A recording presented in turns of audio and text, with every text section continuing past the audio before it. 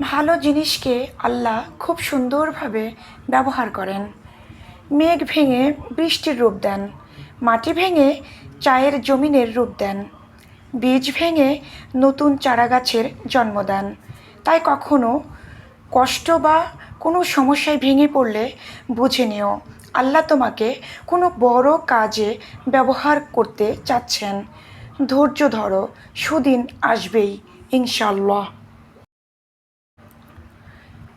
নদীর পানি মিষ্টি, কারণ এটি সমুদ্রকে পানি দিতে থাকে। সমুদ্রের জল লবণাক্ত, কারণ এটি সর্বদাই পানি নিতে থাকে। ড্রেনের পানি দুর্গন্ধ হয়, কারণ এটি সব সময় স্থির থাকে। এটাই জীবন। দিতে থাকলে সবার কাছেই মিষ্টি হবেন, নিতে থাকলে তিতো হবেন।